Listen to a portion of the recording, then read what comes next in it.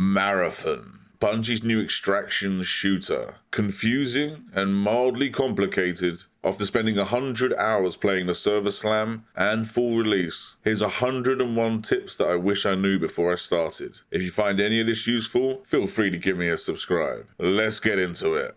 Number 1. Did you know you could hack and steal a Triage's Med Drone? Yes, if they're silly enough to leave one unattended, you can hack it. You'll be surprised how often this opportunity arises as well. There's a lot of Triages out there that don't mind slinging them around willy-nilly. Creep up to it, hack it, take it, and it's all yours. 2. Even when downed, you can extract. This is incredibly useful, especially if you're playing solo. A lot of the time, if you're able to start the extraction and you're near it, going down still doesn't mean you're out. Just crawl over to the extraction, wait the 10 seconds, and you'll get out alive. You'll extract while downed more times than you realize. 3. Finishers recharge your shield. You might want to first the player by knifing them or shooting them, but the best thing to do is to use a finisher. Not only will you save ammo and it will be a silent takedown, but you'll also get some shield back. Try and get into the habit of always doing this if it's safe to do so. 4. While exploring the world, if you find dead bodies and their loot bags, look out for the colour of them. If they're checkered like this one, it means that it's been here a while and it's starting to decay. This gives you a good indication if people are possibly nearby. If the bags were fresh, the fight might have happened a short while ago. If it's decayed like this, you're pretty safe to loot it and move on. 5. The AI shields have weak spots. Took me a while to figure this out, but on the middle on the left hand side where they hold it, if you shoot through there, you can take it out in half the amount of time, saving yourself a lot of ammo and aggravation. 6. The Thief's special ability is a drone that allows you to steal items from other players. Not just any items, specifically the best items they're carrying. At the moment, the best way to use this is to hide near an extraction and wait for a player to leave. As soon as they're about to go, fly the drone over there and steal as many items you can get your grubby little hands on. This one feels underhanded but oh so fun. 7. Flying loot boxes. Sounds ridiculous, but yes, when you're exploring, keep your eyes to the sky. Every now and then you'll see a loot box being transported. Doesn't take many shots to down it, and you can have all sorts of loot inside. Don't miss them. 8. Trap packs. Now these are incredibly fun to use. Lay a couple of them down near extraction or where there's been fighting, and then sit back and watch. In my experience, they tend to one-shot, but if they don't, they're going to be very weak afterwards. Come in with a couple of these and leave with full bags. Good fun. 9. You can craft your own keys. Yes, you can find them out in the world and earn them through events, but you can also craft them. With the Reputation Cyber, if you get them up to 28, you can create the superior key templates. You have to then take them into a match and then extract with them to create an actual key. Fairly challenging, but what's in those rooms is very good. 10. Schemas. These are rare items you can find out in the world. When you find one, you've got to extract with it to activate it. Now these can be grenades, weapons, or my favourite one so far, the self-revive. You need to put it in your backpack, Exfil with it, and then we need to go to the Armory to check it out. On the right hand side at the bottom of your Armory is going to be where all the schemas you've recovered are. You're going to be able to buy each one a set amount of times. It could be 3, 4, 5 times. The most useful one I found so far is a self-revive. I was able to buy it 5 times. 11. Rain and water reduce heat faster. Heat is effectively stamina in this game. In the middle of the screen, you'll see the bar. If there's a green icon just underneath it, it shows that you're reducing heat more efficiently. There's 3 levels to this, and this is determined by how heavy the rain is, how much water you're standing in, or how cold a particular room can be. Keep an eye on your heat, it's important.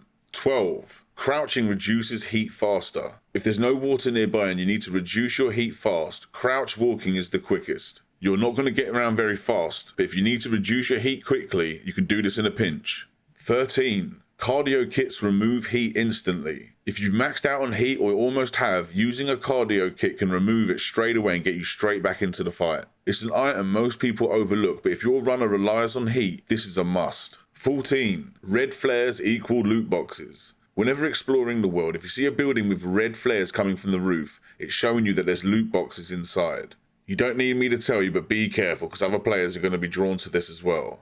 In order to open these boxes, you do need a lockbox key. If you have one, make sure you bring a backpack with you. 15. Hold Mantle to climb faster. It doesn't sound that useful, but this can save your life. Whether you're rotating, fleeing from danger, or just pushing from one POI to the next, being able to climb faster and efficiently is always better. You'd be surprised how you can try and fumble trying to jump and climb up on stuff, but if you just hold your Mantle button X on PlayStation, you'll automatically climb all the way up to the top. 16. Slide into vents. These vents are super handy for just trying to be quiet moving around the map. But if you're running for your life or you just want to get through without using any ammo, you can slide straight into it. By far the quickest way getting into the vents. 17. Parkour. One really good feature in this game is if you can see it, you can usually climb to it. If you go too high or out of bounds, the game will let you know and you don't have much time to get back in. But pretty much you can go anywhere you can see. You want to be unpredictable while fighting, so getting the height is always useful. Just as I climb up high here, I'm able to spot the enemy in the distance. 18. The more items you have, the slower you move. This game doesn't go by weight, but by quantity. The more items you have in your backpack, the slower you're going to move and the faster your heat goes up. Unless it's something you definitely want to keep, don't bother picking items up randomly. It's just going to slow you down.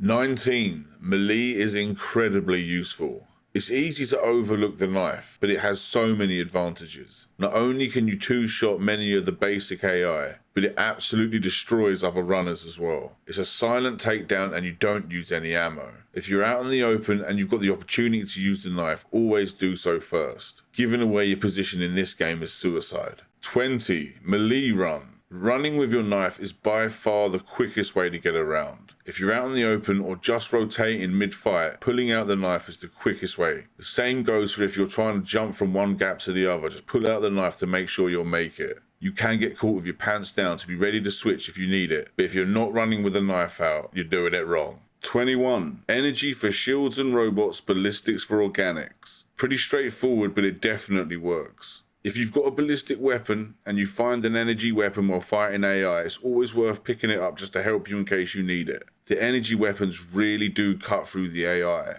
Definitely don't sleep on them. 22. Headshots are king in this game. Have you been taken out in a few seconds and wondered what the hell was that? Well, it was either a shotgun or someone hitting the headshots with a headshot multiplier. This works on runners and AI. Try and train yourself to always hit those headshots and you'll win more battles than lose. 23. Auto heal and repair. If you're in the middle of a gunfight or just want to be efficient, the quickest way to heal or repair your shields is to press down on the D-pad if you're on console. This will automatically choose between healing yourself or repairing your shield. Incredibly useful if your back's against the wall. I find there's not much point doing it the manual way. I just always press down on the D-pad and let it choose for me. It rarely gets it wrong. 24. Avoid the poisonous plants. These are no joke. One hit from these can take almost all your health and then gives you a nasty debuff for a couple of minutes that limits your healing. You can shoot to deactivate them for a small amount of time, but that's just going to give away your position. In my opinion, avoid these things like the plague. It's just not worth interacting with them.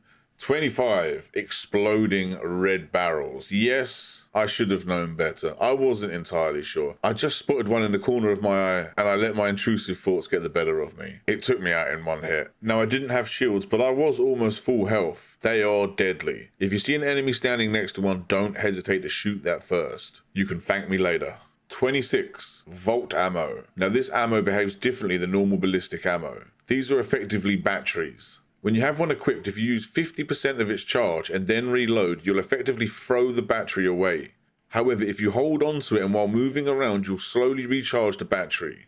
Don't reload Volt ammo unless you absolutely have to. 27. Don't spam slide. Sounds pretty simple, but you'd be surprised how used to it some people are. From coming from Call of Duty and sliding around every corner, if you attempt to do that in this, you're going to max out on heat straight away. This is only really useful if you're trying to slide into a vent, slide into cover, or just trying to slide around an opponent, but don't spam it. It's not worth it. 28. Avoid unnecessary PvE fights. You may want to engage in every single AI you come across, but it's just not worth it. You're going to give away your position, you're going to lose ammo, you're going to lose health. Unless you need to kill them, just leave them alone. It's not worth it.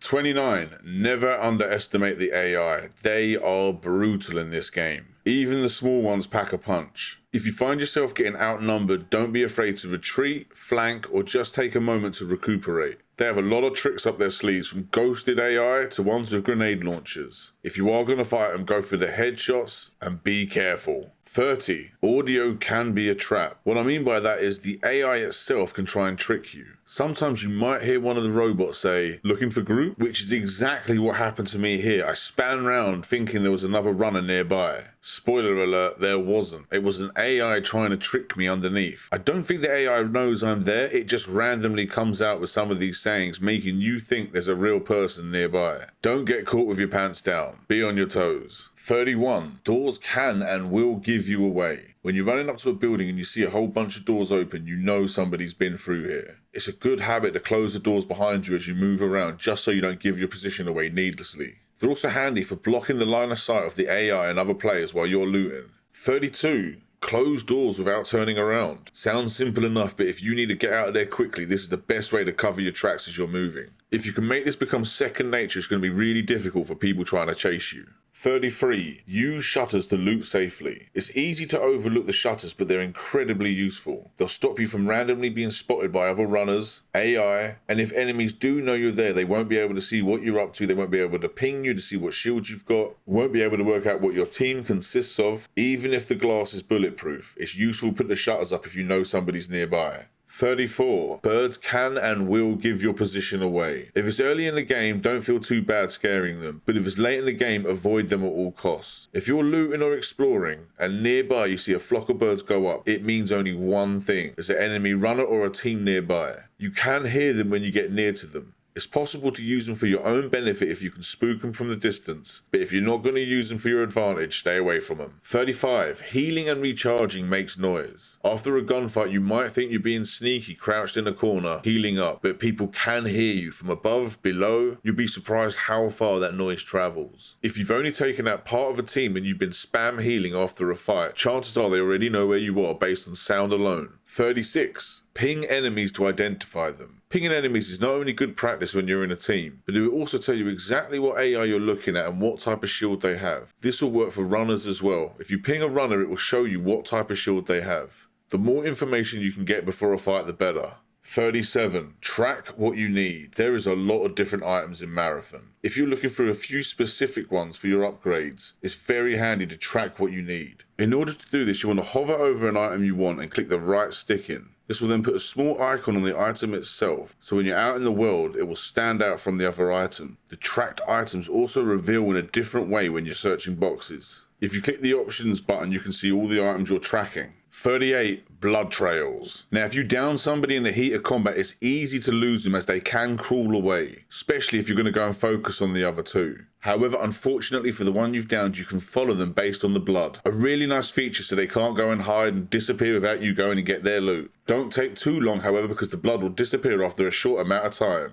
39. Heal and shield cancel. This is one of those small mechanics that once you drill it in can become so useful, especially in the middle of battle. Now, if you're in the middle of healing and you get pushed, just change weapon and you'll immediately pull out your gun and cancel the heal. Apparently, I can repair my armor by like 1%, so every time I hit down on the D-pad, it tries to repair my shield. I don't want to waste an item, so I try and change weapon and it cancels it out. Something you want to become second nature. 40. Weapon trace status. Now, this is a hidden mechanic that you might not be aware of. Whenever you down a player and take their weapon, one mark will be taken away from its trace status. It has 5 in total. Every time the gun passes hands, it loses 1 of its trace status. As soon as the last one's taken away, the gun disappears and it gets converted into credits instead. Whenever you find a decent weapon from somebody, quickly go into the inspect and check its trace status. 41. Exfil beam is visible to all. The moment you interact with extraction, it will shoot a giant blue beam into the sky. You can see this from almost anywhere on the map. There's been times I've been looting nearby and as soon as I see the beam, I go over to have a look. Don't get complacent. There's a lot of players that will immediately go hunting as soon as they see that beam. Be careful. 42. Wait for the circle to extract. Once you've interacted with the extraction point, it will take 50 seconds before you can actually extract. You know you can leave because there'll be a circle around it.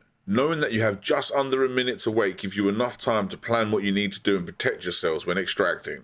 43. Last second extract. Now, if you're playing solo, Rook, or the rest of your team has died, one of the safest ways to extract is to jump in at the last second. Now, when I got to this extraction zone, another player had already got here and called it in. I just waited until the dome came up and in the very last second jumped in to be teleported as well. You can see the enemy runner just in front of the pole. He had no idea I extracted with him. By far the safest way. 44. You can revive your teammates even if they've bled out. If a fight has not gone your way and one or two of your teammates have gone down, sometimes it's safer to retreat, buy yourself some time, wait for the enemy runners to move on, and then move in and revive your teammates. Yes, some of their items might have been stolen, but if you can get them back in a game, it's not a wasted raid. 45. How long is a match and when can you extract? If you start as one of the main 6 runners, the match is going to last 25 minutes from spawning in. You have to wait 5 minutes until you can extract. Rooks can spawn in anytime after 16 minutes. For every other runner, it's 25 minutes, and at the 20-minute mark, you can extract. 46. The final extract. If you lost track of time or just didn't make it to one of the final extracts, when the 25-minute timer hits 0, it will give you one final minute. At that moment, an Exfil will appear somewhere on the map. You do not have time to do a final loot. You have to just bolt for it as quick as you can. Bearing in mind, anybody else left on the map is going to be doing the exact same thing. It's risky, but sometimes you are the only one left. Don't wait around for this one.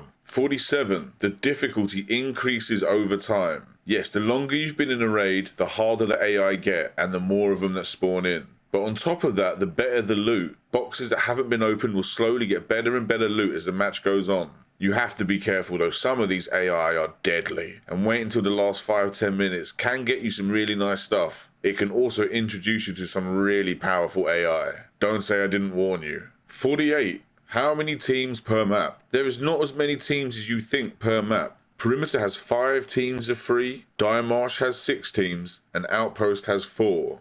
Now that's just the case if they're complete full teams. You could have some people joining solo or duo, not to mention Rooks joining in later on. If your squad's playing Outpost and you take out 2 other teams, and then while exploring you find the dead corpses of the 3rd, your squad is the only one left on the map. Again, there could be Rooks joining, but you've pretty much got free roam. It's always good to be aware of how many squads you bump into. 49. Data cards. Whenever you see a data card, it's always worth picking it up. Unlike other items, it doesn't take up any inventory space. It uploads them instantly for you. Even if you get taken out later on the raid, any data card you picked up still counts. Never leave them behind. 50. There is no safe pocket. Unfortunately, there's no way of putting a single item in any sort of safe space on your inventory. No safe pocket, no secure container, not even a prison pocket. If you die, you lose everything. 51. Grab everything unstable. Sounds like a ridiculous thing to say, but all the unstable items are needed for your upgrades. Unstable lead, diodes, anything that says it's unstable, make sure you pick it up. You'll be surprised how much you need of each one. It's worth tracking these items so you just instantly spot them as you're looting. 52. You can detach and reattach mods. Sounds obvious, but it's not as straightforward as you'd think. The easiest way is to equip the weapon you want to switch mods with. Now, if you've got 2 weapons equipped at the same time, you need to make sure you've got the one that you want to interact with selected. Then in the top left, you can hover over the mod, remove it, or go to inventory and select a new one. You can even do this in game. If you come across a weapon that you don't want but it looks like it's got some good mods, you can quickly strip it of its mods, drop the weapon and carry on. 53. Mods decide rarity. Most players think the rarity is the weapon itself, but it's actually the average type of mod on the weapon. I start with a great item here, and as I add higher and higher tier mods, the weapon itself goes up in rarity. Whenever you come across a blue, purple or higher gun, always check the mods because those are the most important parts of the weapon. 54. Easily see which mods fit which weapon. This isn't as useful when you're in the menu, but when you're in game this can be vital. When you're looking through your mods to determine which ones will fit your weapon, in the bottom left corner of the particular mod you'll see either an X or a little arrow symbol. If you've got the arrow symbol, it's showing you that this item's compatible with the weapon you currently have equipped. Took me a while to figure this out, but when you're in the middle of a raid and you're picking up mods, a quick glance at your backpack will show you exactly which ones will fit your weapon and which won't. Anything that stops you from scrutinizing items in the middle of a raid is useful. Switch mods quickly. 55. The auto sell icon. Whenever you see an item that has a little bag symbol on the top of it, the only purpose of this item is to be sold. If you have any of these items on you when you extract, the game automatically sells them for you. As soon as you understand what the symbol is, it's a lot easier to shift through all the loot as you're exploring out in the map. Personally, unless I need credits, I tend to avoid these and focus more on materials and mods. 56. The Silk Economy. Effectively Marathon's Battle Pass. You earn this currency by just playing the game and leveling up your season level. Each level you increase, the more silk you earn. There's a cap of 140. If you hit that cap but continue to level up, you'll waste all that potential silk. So it's always best to spend it before you lose it. 57. Free sponsored kits. One of the ways that you can play this game without risking your own loot. You get a free rotating sponsor kit each day. It rotates between each faction daily. Each sponsored kit comes with a particular weapon, a small amount of ammo, and some healing and shield repairs. A very basic kit, but it allows you to get in without risking any of your own loot. Well worth using if you're just looking for resources or credits. It's also a brilliant way just to explore the map and get used to the game. Don't sleep on sponsored kits. 58. Supply drops. These are incredibly useful. When you call one of these in, it will drop 4 chests for you, each one with a weapon and lots of loot. Just interacting with one of these and you can be completely full and ready to extract. The only issue is they make a lot of noise and are visible from very far away. These things are also laser guided, and yes, the lasers can hurt you. You need to try and avoid this while it's landing. Sure does look cool though. If you've called one of these in, usually it's best just to sit back before you open them just to see if anybody else has come along to see what's going on. Be careful with these. 59. Factions unlock upgrades. The more you level a faction, the more upgrades that become available. These are permanent upgrades that help you in every single raid. From heat efficiency, increasing how many credits you can have, or increasing the size of your stash, this is a core part of the game, and something you want to be working on immediately. You need to level the faction, and then get the right amount of credits, and possibly some materials, and then you can start unlocking these upgrades. 60.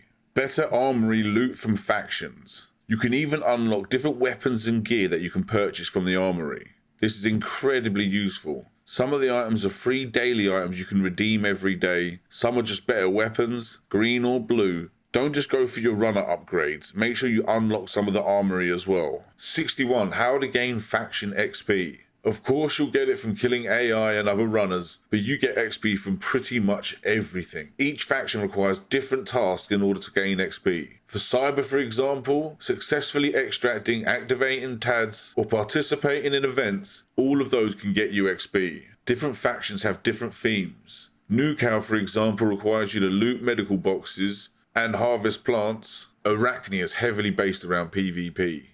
If you're trying to get your rep up with a particular faction, go and have a look at them in the menu and it will tell you exactly what they need. There's also items linked to each faction, and if you find them out in the map and extract with them, you'll get extra XP. 62. Faction level rewards. Each time you level up a faction, they're going to give you a loot box with a load of goodies. Initially, you might want to open these up every time you get them. However, I'd recommend holding on to them until you can increase your stash base. If, like me, you're leveling up the reputations quite fast, you end up getting so many items thrown at you that eventually you just have to start deleting them. It's much better to hold on to them until you need them. If you wipe a few times and you get low on items, quickly go and cash some in. Or if you increase your stash space and you've got loads of room, feel free to unlock them. 63. Codex Rewards. If you go into your codex, you'll see that there's an obscene amount of challenges to do. These range from exfilling to killing to looting particular items, pretty much everything you could imagine. Now, it's easy to overlook these, but you do get a lot of items. There's all sorts of skins, cosmetics. There's a huge amount of lore. This is pretty much where you're going to learn everything about Marathon. Initially, I didn't pay much attention to this, but as soon as I did, I was grateful. There's a lot of cool stuff here to unlock. When you've got 5 minutes, have a look through it. You won't be disappointed. 64. Unlock free daily items with the factions. One of the first things I'd recommend unlocking with the factions is where it will give you free daily items to redeem. This is so incredibly useful in this game. For an example, even if I don't plan on playing on a particular day, I'll load in just to get all the free daily items, so when I do play the next day, I've got even more loot. It makes it easier for when you do die and lose your stuff, just to come back and grab a few free items just to get straight back in there. Highly recommend unlocking these first. 65. Trade for gear. Not everything in the Armory has to be bought with credits. Lots of materials you find out on the map, like the unstable items, can be used to barter with the different factions. When you're in the armory and selecting over one of them, look for barter wares. This is where you'll trade your items for all sorts of gear. It's usually a lot better to get items this way than just to use credits to buy stuff. Always have a look here first before you try and spend your credits. 66. Each season wipes. Yes, it's unfortunate, but each season will last roughly 3 months, and then at the end of it, all of your stuff gone. Your level, items, everything. You'll keep your Codex lore and entries, plus any faction you've unlocked, but as far as the faction unlocks or your faction levels, all reset. A bit harsh, but hopefully we'll find out some more as the time gets nearer. 67. Shared quest progression. Yes, you and your team, if you're on the same quest, will share anything you do with the others, and vice versa. This is incredibly useful if you want to play with your friends. A lot of games make you individually do stuff as part of a team, but not Marathon. Make sure you sync up those quests together and go and complete the objectives. It's the most efficient way to do it. 68. Pick up and turn in your quests. Sounds obvious and straightforward, but you'll be surprised how many times that messed with me and my team. When you complete a quest, it doesn't automatically cash it in when you extract. You have to go to that particular faction and claim the rewards. Likewise, after you've claimed it, you then have to pick up the next quest. If you don't communicate as a team, make sure everyone's claimed and picked up the same quest, you're gonna run into headaches. You've been warned. 69. Quests still complete if you die. This is a really handy feature. Now, unless the quest specifically states you have to exfil after doing the steps, if you die after completing a quest, it will still complete. Sometimes it's worth just putting on a sponsored kit and getting the quest done, even if it means you die at the end. There's no shame in death if you manage to complete the quest. 70.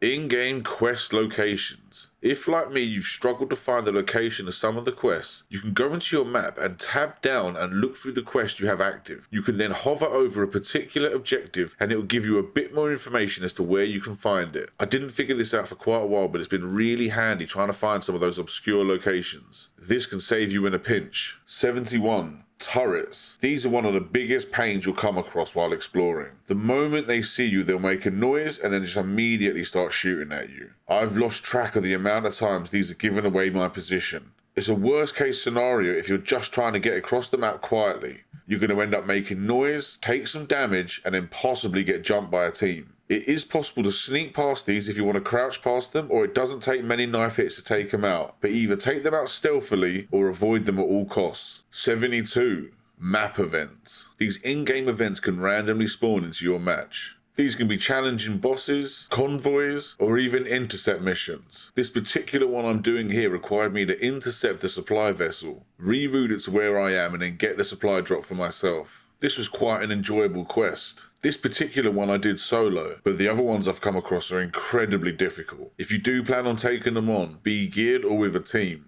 Don't take them lightly. 73. Toxic rooms. These are as dangerous as they sound. I'm sure you've tried running in, looting, and then getting back out quick enough like I did, but you take so much damage it's unreal. What you're supposed to do is find a key card somewhere nearby and then interact with the laptop outside of the room. That will deactivate the toxin and let you go in. If you do have teammates, however, you can run in, loot as much as you want, and then let them res you when you die. Sneaky, painful, and can be dangerous, but it's a quicker way than finding the item. 74. Green beams. These don't look very dangerous, but are incredibly annoying. If you accidentally walk into one or have to run through one in a hurry, your shell gets hacked and you can barely see anything. It will temporarily disable your abilities and also increase their cooldowns. To counter this, you need to use an OS debug to remove the hack. If you're in the middle of the fight and you see a green beam, do not go near it. It will be game over for you. 75. Clearing areas spawns tougher AI. This goes for all groups of the robots, whether in POIs or out in the world. When you take a group out, after a short while, it will spawn in a tougher group.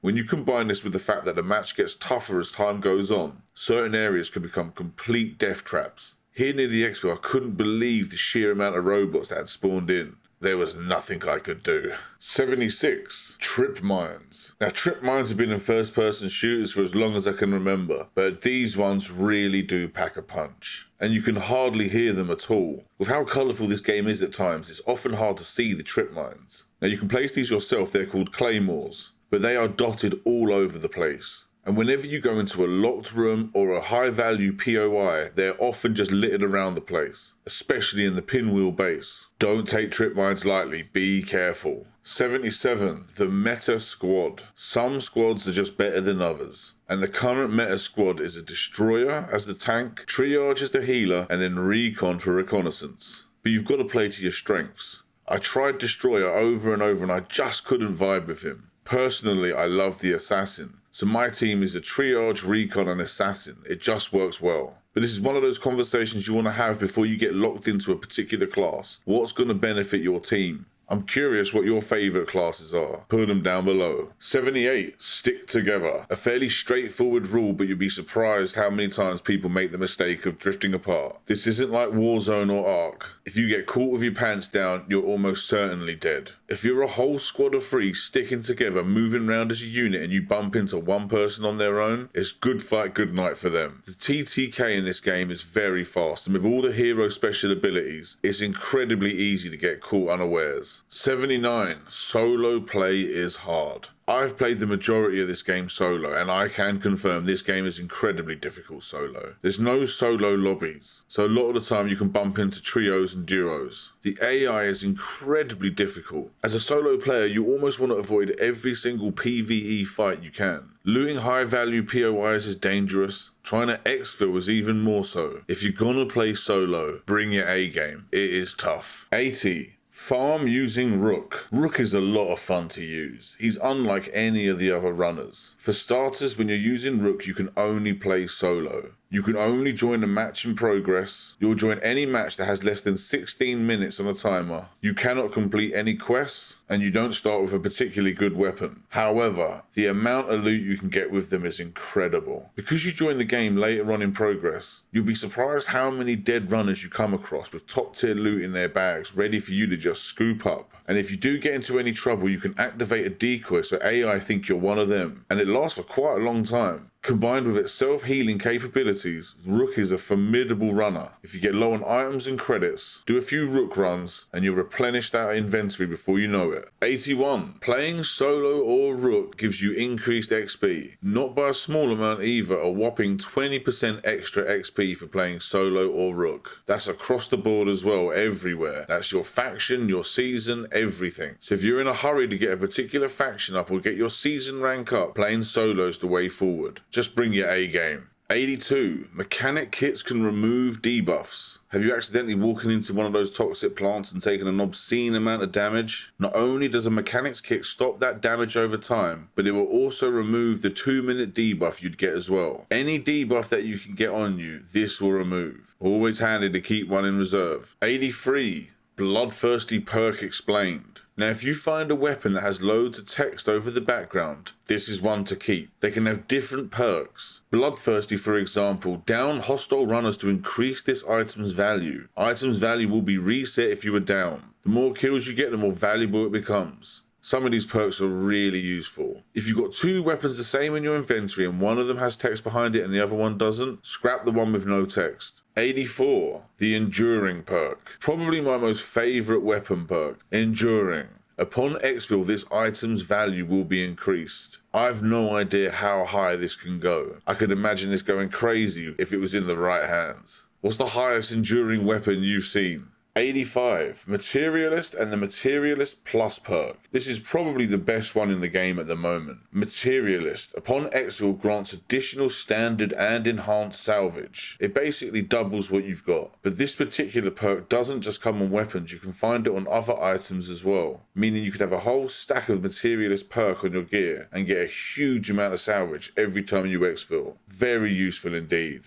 86. The Compromised perk. Now this one's different from the rest and is normally associated with Rook. When you spawn in with Rook, a few of his items will have Compromised on them. Destroyed upon Exfil. Exfiltrate with matter fixative to stabilize. Basically you have to find these items out in the map, and if you do, you get to keep the items Rook spawns in with. To be honest though, the compromised items are not generally worth worrying about. 87. Implants explained by Icon. Initially when you look at the implants, they're very confusing and it's very hard to tell what one goes onto what part. Quite often often I would cursor over each one and see which slot it went into. But if you look at the top left part of the item itself, there's a little body there and it will show you whether it's feet, torso or head. Where this helps is if you're looting a box in the middle of the match, you can just glance at the implant and see exactly what slot it's supposed to go in. No fumbling around having to curse over it, you can just look and tell. Very useful. 88. Not all shields are the same. For the majority of the beginning of the game, you're going to be using green shields. Now, as you look over all the icons, they all look the same. They are not all the same, however. This particular one is reinforced. This means it uses less items to recharge and takes half the amount of damage. This is much better than the ordinary shield. So if you're going to sell a stack of your shields because you've got so many, do not sell any of the reinforced ones. These are the ones you want to keep. Annoyingly, you can't tell the difference without cursing over them. But once you know what you're looking for, you'll know what to keep. 89. Assassins can receive no full damage. Yes, that's right, they've got a special move called Shadow Dive. Jump from any height and hold your crouch button. You'll slam on the floor, drop in a smoke grenade, and you'll receive no damage at all. You'll then instantly go invisible, ready to attack.